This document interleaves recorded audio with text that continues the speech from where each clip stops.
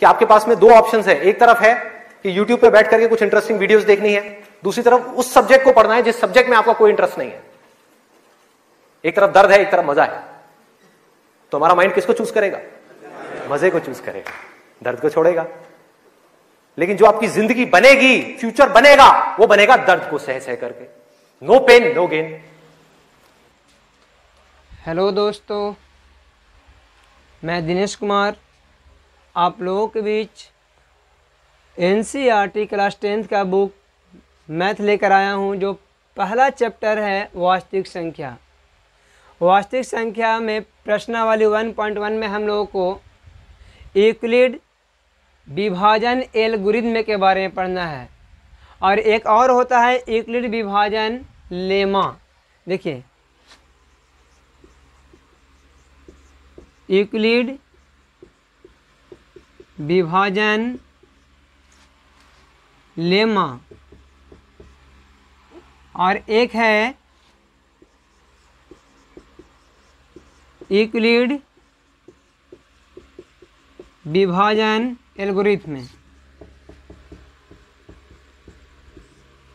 ये दोनों में क्या डिफरेंस है, ये है क्या, इसके बारे में हम जानेंगे। तो यूक्लिड जो एक वैज्ञानिक का नाम है, जो ग्रीस के रहने वाले थे, इन्होंने यह बताया था कि यदि दो कोई धनात्मक पूर्णांक संख्या है तो उनके बीच में किस प्रकार से संख्या मसा निकाला जा सकता है।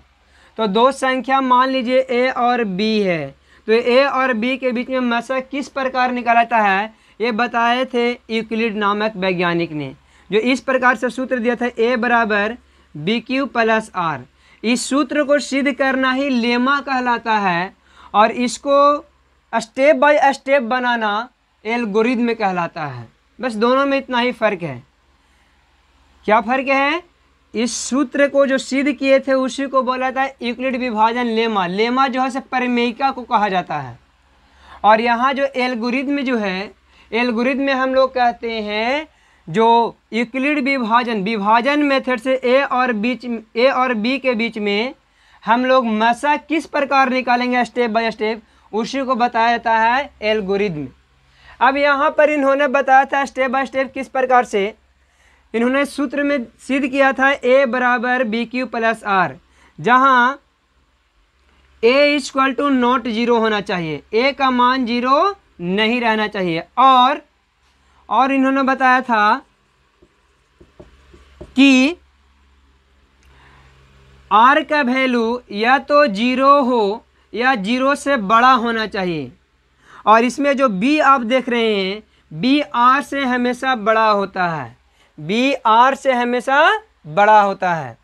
यही बात इन्होंने बताया था, और इसी सूत्र के माध्यम से हम आज प्रश्नावली 1.1 के जितने भी क्वेश्चंस आएंगे जिसमें मसा निकालना होगा, इसी सूत्र से आज हम लोग निकालेंगे। तो इसको किस तरह से इन्होंने बताया था उसके बारे में पहले हम लोग जान लेते हैं। इन्होंने बताया था कि A और B यदि दो धनात्मक पूर्णांक हो तो इनके बीच में किस प्रकार से हम मसा ज्ञात कर सकते हैं। तो उन्होंने पहला सूत्र दिया था A बराबर BQ प्लस R।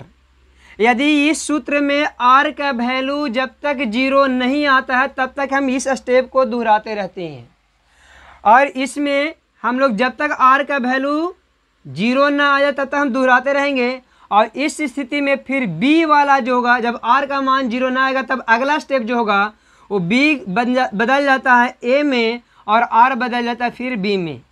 फिर उस प्रकार यहाँ हम लोग लेते हैं A बराबर BQ प्लस R।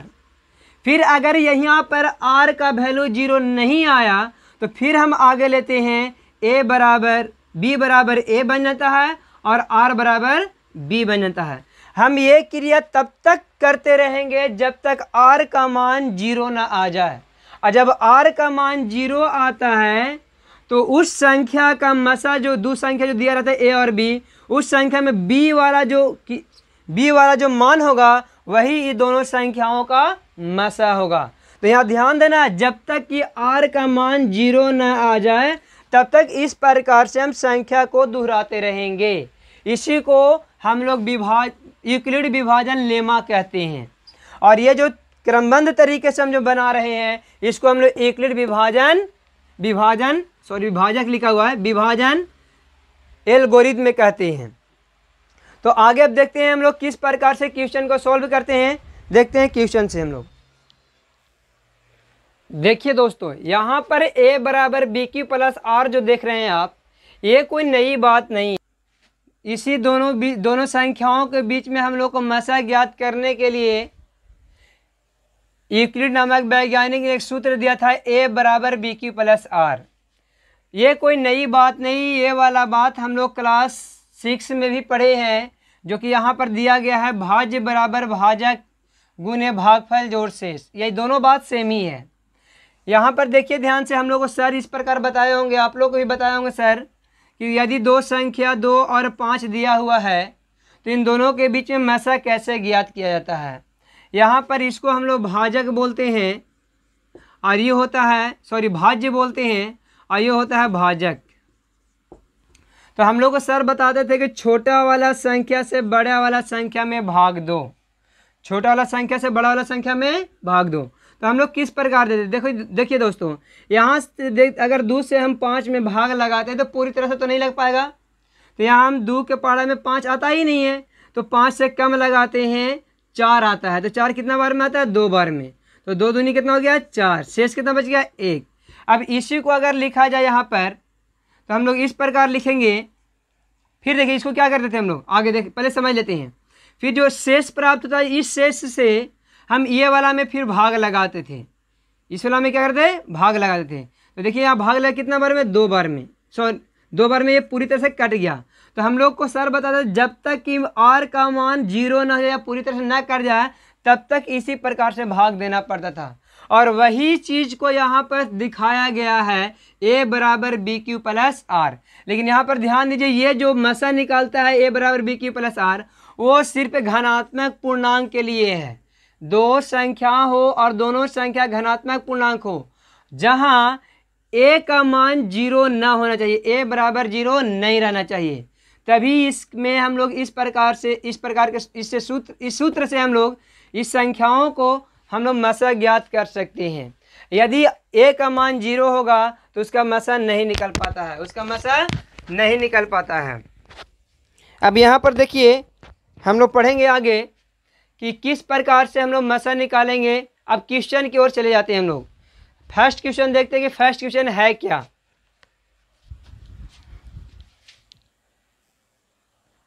देखिए दोस्तों, फर्स्ट क्वेश्चन है कि निम्नलिखित संख्याओं का HCF ज्ञात करने के लिए यूक्लिड विभाजन एल्गोरिथम का प्रयोग कीजिए। क्या है क्वेश्चन, हम लोग प्रश्नावली के फर्स्ट क्वेश्चन में चले आते हैं। बोलता है कि निम्नलिखित संख्याओं का HCF ज्ञात करने के लिए यूक्लिड विभाजन एल्गोरिथम का प्रयोग कीजिए। हम लोग को 2 संख्या दिया हुआ है, दोनों संख्याओं से हम लोग को मसा ज्ञात करना है, और वो भी किस मेथड से, तो यूक्लिड विभाजन एल्गोरिथम के मेथड से हम लोग को निकालना है। जिसमें फर्स्ट का पहला क्वेश्चन है 135 और 225 का मसा ज्ञात कीजिए। तो हम लोग देखिए किस प्रकार करते हैं। यहाँ पर ये ध्यान देना है, a का मान b से हमेशा बड़ा होता है। यहाँ पर क्या बोला गया है, यूक्लिड विभाजन एल्गोरिथम के प्रयोग से बनाना है। तो यूक्लिड विभाजन एल्गोरिथम में बताया गया है a बराबर बी क्यू प्लस आर। अब यहाँ पर देखिए a जो होता है, ये दोनों संख्या में जो बड़ी संख्या होता है वो a होता है, और छोटी वाली संख्या b कहलाता है। तो ये दोनों में बड़ा देखिए, यहाँ पर 135 से 225 बड़ा है, तो 225 a हो गया और 135 b हो गया। अब इस सूत्र पर हम बैठाते हैं, तो यहाँ पर हो गया 225 बराबर 135। अब यहाँ पर q का मान कैसे निकालेंगे, हम 225 में कितना से गुना करें, या तो 135 में कितना से गुना करें, या तो 225 हो जाए और नहीं तो 225 से कम होना चाहिए। तो हम 2 बार में पहले लगा के चेक करते हैं। देखिए 5 दूनी 10 के 0 हाथ में 1 हुआ, 3 दूनी 6 1 7 और 2 एकम 2, यहाँ पर हम देख रहे हैं कि ये 270 आया जो कि 225 से बड़ा है, तो ये 2 बार में नहीं लगेगा, तो हम कितना बार में लगाएंगे, फिर इसको 1 बार में लगाएंगे। तो देखिए Q का मान प्राप्त हो गया A। अब यहाँ पर R कितना बचेगा, तो देखिए 5 में से, देखिए अगर 1 से 135 में हम लोग गुना करते हैं तो 135 ही रहेगा। तो अब यहाँ पर क्या करेंगे कि यहाँ पर ये गुना करने के बाद जो संख्या इतने में से घटाने पर बचेगा वही होता है शेषफल। तो देखिए 5 में से 5 गया 0, 2 में से 3 नहीं जाए तो 1 5 चलेगा, हो जाए 12, 12 में से अगर 3 को घटाते तो कितना बचेगा 9, और यहाँ पर बचा 1, 1 में से गया 0, खत्म। अब देखिए यहाँ पर R का मान 0 न हुआ, तो हम पिछली बार थोड़ा सा पहले बताए हैं, इसे ठीक पहले हम बताएं आप लोगों को कि जब तक R का मान 0 न होगा तब तक ये काम चलते रहेगा। हम ये भी बताया कि B जो होता है से A में कन्वर्ट हो जाता है और R B में कन्वर्ट हो जाता है। तो फिर यहाँ लिखेंगे A बराबर BQ प्लस R, जहाँ पर A हो जाएगा अब 135 और B होगा 90। अब 90 में हम लोग 2 से भी गुना करेंगे तो 180 हो जाएगा, जो कि 135 से बड़ा है, तो हम फिर कितना से गुना करेंगे 1 से। अब 135 में से अगर 90 को घटा दो तो कितना बचेगा, तो देखिए 5 में से 0 गया 5 और 13 में से 9 गया 4। अभी भी R का मान 0 नहीं हुआ, तो फिर ये B वाला बदल जाएगा क्या चीज़ में, A में, और R वाला बदल जाएगा B में। फिर यहाँ सूत्र होता है A बराबर BQ प्लस R। अब देखिए यहाँ पर A हो गया 90 और B है 45।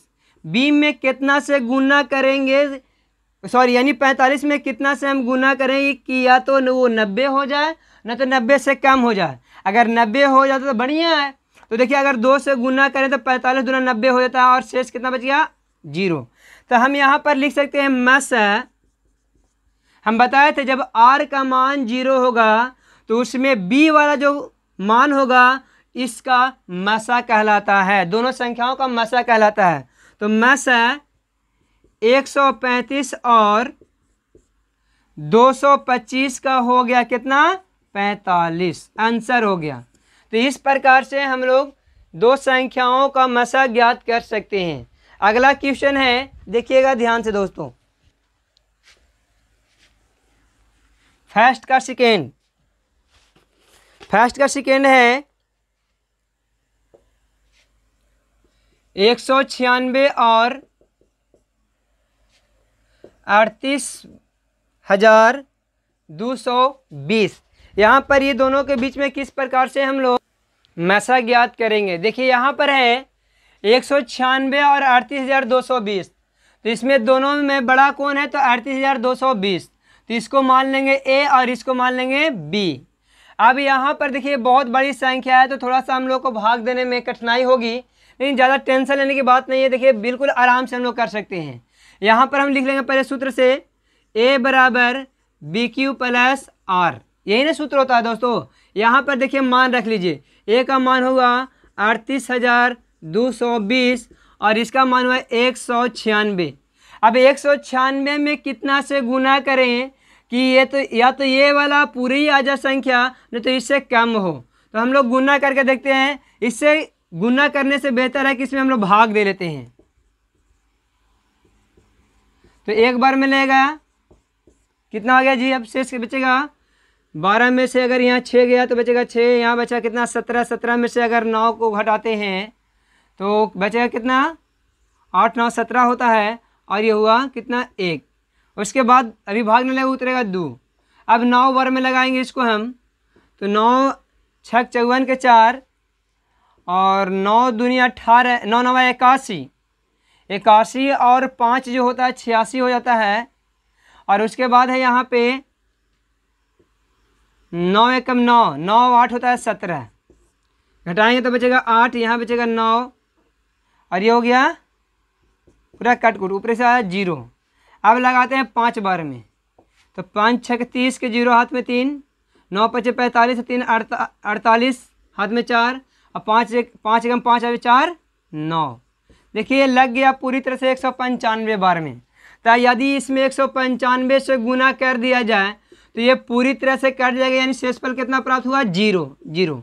ये एक ही लाइन में बन गया, इसमें ज़्यादा हम लोग को काम नहीं करना पड़ा। तो यहाँ लिखाएगा मस है 196 और 38,220 का हुआ कितना 196। आंसर हो गया। इसका हाईएस्ट कॉमन फैक्टर कितना होगा 196 होगा। अब अगला क्वेश्चन में क्या है उसको हम लोग देखते हैं दोस्तों। अगला क्वेश्चन है इसी का तीसरा दिया हुआ है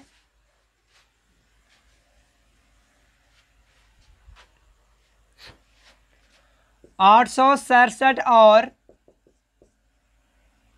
255 का मसा ज्ञात करें। देखिए हम लोग किस प्रकार करते हैं, ये दोनों में बड़ा कौन हुआ तो ये होते ए बराबर लिख लेंगे 867 और बी बराबर हो जाए कितना 255। तो यहाँ पर देखिए हम लोग लगाएंगे ए बराबर बी क्यू प्लस आर। ए का मान हो गया 867 बराबर 255। अगर यह हम 4 से गुना करते हैं तो इससे पार हो जाएगा, तो हम लगाएंगे 3 से। तो 3 से लगाने पर कितना हो जाता है 5 3 15, 5 3 15 1 16 और 3 दूनी 6 1 7। इसमें से घटा लीजिए कितना बचेगा 7 में से 5 गया 2, 6 में से 6 गया 0, 8 में से 7 गया 1। यहाँ बच गया शेष कितना है 102। अब यहाँ आर का मान तो 0 आया नहीं, तो फिर एक स्टेप बढ़ेंगे। ये हो गया अब ए बराबर कितना हो जाएगा 255 और बी बराबर कितना हो जाएगा 102। फिर इसको हम लोग बैठाएंगे ए बराबर बी क्यू प्लस आर। ए का मान हो गया 255 और बी का मान है 102। अब 102 में कितना से गुना कराएं कि या तो 255 हो जाए तो 255 से कम होना चाहिए।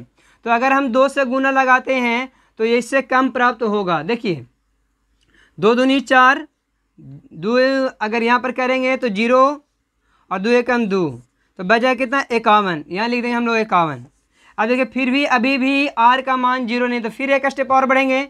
अब ए बराबर क्या हो गया 102 और बी बराबर हो गया 51।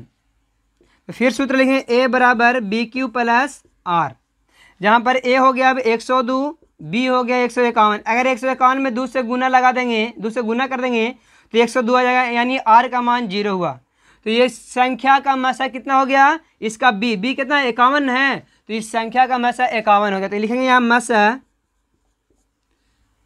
867 और 255 का कितना हुआ 51 आंसर। अब हम लोग अगला क्वेश्चन देखेंगे कि अगला क्वेश्चन क्या लिखा हुआ है। अगला क्वेश्चन है दूसरा। अब हम लोग दूसरा क्वेश्चन की ओर देखेंगे। अगर वीडियो अच्छा लगे तो वीडियो को अपने दोस्तों तक शेयर करें और मेरे चैनल दिनेश मैथमेटिक्स $297 चैनल का नाम है, उसको सब्सक्राइब करें और अपने दोस्तों तक ज़रूर इसको भेजें और बेल आइकन को दबाना न भूलें ताकि हमारा हर एक वीडियो सबसे पहले आप तक पहुंच सके। तो अगला क्वेश्चन हम लोग देखते हैं। लिखा हुआ है दोस्तों, दर्शाएं कि कोई भी घनात्मक विषम पूर्णांक 6q + 1 या 6q + 3 या 6q + 5 के रूप का होता है जहां q कोई पूर्णांक हो। q क्या है एक पूर्णांक है। तो इसको हम लोग किस प्रकार बनाएंगे उसको ध्यान से देखिए। क्वेश्चन नंबर दूसरा। यहाँ पर एक बात ध्यान दीजिए कि r का मान या तो 0 होता है ना तो 0 से बड़ा होता है, और r b से छोटा यानी b जो होता है r से बड़ा होता है। b r से क्या होता है बड़ा होता है। तो यहाँ पर क्वेश्चन में हम लोग को दिखाना है कि 6q + 1 6q + 3 एक घनात्मक विषम पूर्णांक है। तो हम लोग यहाँ पर यह माना कि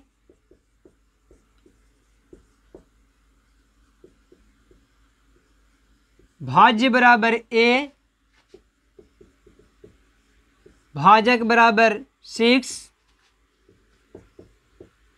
भागफल बराबर q और शेषफल क्या हुआ r है। तो हम लोग सूत्र से चलेंगे। सूत्र होता है a बराबर बी क्यू प्लस एक मिनट। इससे पहले हम लोग अब r का मान जो होगा शेषफल का संभाविक मान क्या होगा? r बराबर हम 0 से लेकर के b से कम अंक वाला तक ले सकते हैं। तो b का मान कितना है? 6 भाजा कितना है? 6 न है, तो 6 से कम यानी 5 तक हम ले सकते हैं। तो 0, 1, 2, 3, 4 और 5 तक हो सकता है। तब यहाँ पर सूत्र दिया हुआ है a बराबर बी क्यू प्लस आर। यहाँ पर यह दिखाना है कि इसका अगर ये विषम पूर्णांक जो होगा 6q प्लस 1 6q प्लस 3 के रूप में होगा। तो देखिए यहाँ पर a1 निकालते हैं। a1 बराबर होगा b, और b के यहाँ पर कितना हो जाएगा जी? b कितना है? 6 है, तो 6 ले लेंगे। q का q और r का मान कितना लेंगे हम लोग? पहले 0 लेते हैं। क्या लेते हैं? 0।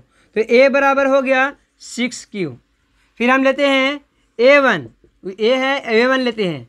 1 मतलब r का मान 1, अगर 2 लेंगे तो r का मान 2, 3 लेंगे तो r का मान 3, इस प्रकार से। तो क्या होगा? बी क्यू प्लस आर, यहाँ पर हो जाएगा 6q प्लस आर का यहाँ पर आप कितना लेना है? 1 लेना है। फिर यहाँ a2 बराबर उसी प्रकार 6q प्लस 2, a3 बराबर 6q प्लस 3, a4 बराबर 6q प्लस 4, a5 बराबर 6q प्लस 5 होगा। हम यहाँ तक दिखा सकते हैं, 6q प्लस 5 तक दिखा सकते हैं। तो यहाँ पर देखिए ये वाला जो संख्या देख रहे हैं ये क्या है? 6 एक सम संख्या है, और सम संख्या में कोई भी संख्या गुना करता है तो सम पूर्णांक बनता है। ये हो गया सम पूर्णांक। क्या हो गया? सम पूर्णांक। अब सम, ये तो सम संख्या है, अब सम संख्या में कोई विषम संख्या जोड़ दिया तो ये विषम संख्या होता है। तो ये हो गया विषम संख्या यानी विषम पूर्णांक। विषम पूर्णांक देखिए ये भी हुआ, ये हुआ सम पूर्णांक, ये हुआ विषम पूर्णांक, यहां पर देख रहे हैं ये हुआ सम पूर्णांक। अब हम लोग तीसरा क्वेश्चन है। तीसरा क्वेश्चन में क्या लिखा हुआ है? तीसरा में है कि किसी परेड में 616 सदस्य वाली एक सेना की टुकड़ी को 32 सदस्यों वाले एक आर्मी बैंड के पीछे मार्च करना है। दोनों समूहों का समान संख्या है, संख्या वाले स्तंभों की मार्च करना है। उन स्तंभों की अधिकतम संख्या क्या है जिसमें वे मार्च कर सकते हैं? देखिए हम लोग को बोला जा रहा है कि सैनिक है जो जिनकी संख्या कितना है? सैनिकों की कुल संख्या है 616, उसमें से मार्च करने के लिए लाइन में लगाना है इस प्रकार से। तो इस प्रकार से एक लाइन में मात्र 32 ही सैनिक रहेंगे बैंड मार्च के पीछे, मार्च करते हुए बैंड के पीछे। तो ऐसे ऐसे कितने लाइन बनेंगे हमसे पूछा जा रहा है। तो हम इसमें कुछ नहीं करेंगे, लिखेंगे सैनिकों की कुल संख्या बराबर सैनिकों की कुल संख्या बराबर हो गया 616 और बैंड के पीछे सैनिकों की संख्या कितना है? 32 है। तो हम लोग को ये दोनों के बीच में मसा ज्ञात कर देना होगा। जो मसा होगा वही उस कितने लाइन होंगे ये बता देगा। तो देखिए हम लोग लिखेंगे ए बराबर हो गया 616 और बी बराबर हो गया 32। तो ए बराबर होता है बी क्यू प्लस आर। मसा निकालने के लिए यही फॉर्मूला अपनाते हैं हम लोग। तो 616 बराबर 32, 32 में अगर 19 से गुना कराते हैं हम तो लगभग इससे थोड़ा बहुत कम होगा। 19 दूनी 38 और 19 तिया 57, 57 और 3 अगर जोड़ेंगे तो हो जाएगा 60। बचेगा कितना? 8 बचेगा। यहाँ लिख देंगे 8। कितना लिख देंगे हम लोग? 8 लिखेंगे। अब देखिए यहाँ पर आर का मान 0 ना आने पर ये जो बी है वो बन गया ए और आर हो गया बी। तो ए बराबर बी क्यू प्लस आर। तो यहाँ पर लिखेंगे हम लोग 32 बराबर 8। अब 8 में कितना से गुना करें तो 32 होगा, तो 4 से। तो शेषफल कितना हो गया? कितना हो गया? 0 हुआ। तो यहाँ पर लिखेंगे मसा कितना कितना का है? तो 616 और 32 का हुआ कितना 8। तो हम लिखेंगे अतः अधिकतम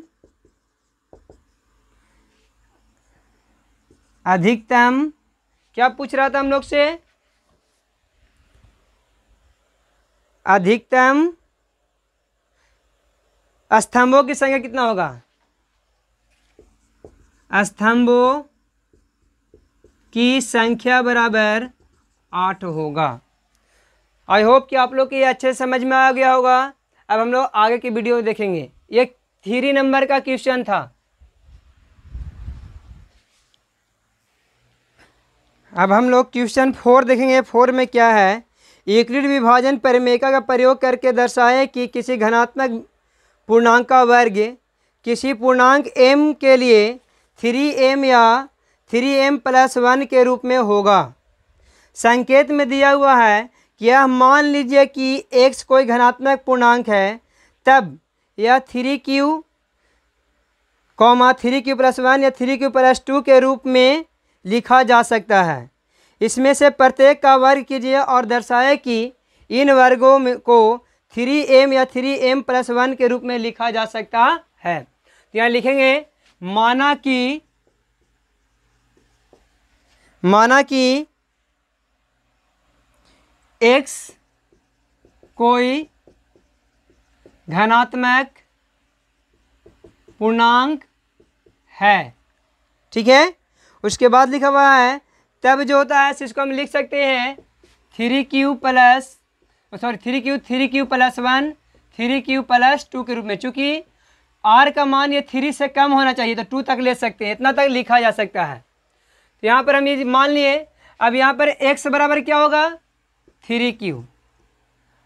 तो यहाँ पर अब अगर करें दोनों तरफ वर्ग करने पर हमको दिखाना है कि 3m के रूप में होगा। इसका अगर वर्ग करें तो इसका जो मान होना चाहिए वो 3m के रूप में होना चाहिए। तो यहाँ पर वर्ग करने पर दोनों तरफ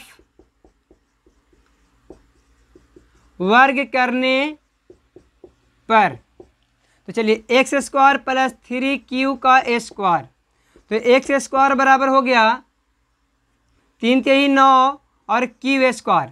अगर इसको हम ऐसे तोड़ के लिख देते हैं 3 × 3q² तो कोई दिक्कत है। अब यहाँ पर लिख लेंगे 3q² बराबर m माना, कितना मान लिए m माना। तो यहाँ पर अब लिखेंगे x² बराबर 3 × इसका वैल्यू कितना मानना है अब m, तो हो गया x² बराबर 3m। तो यहाँ पर देखा रहा है घनात्मक पूर्णांक का वर्ग कितना हो गया 3m हो गया। अब उसी प्रकार से हम x बराबर 3q+1 लेंगे, तो x का स्क्वायर दोनों तरफ फिर करेंगे, दोनों तरफ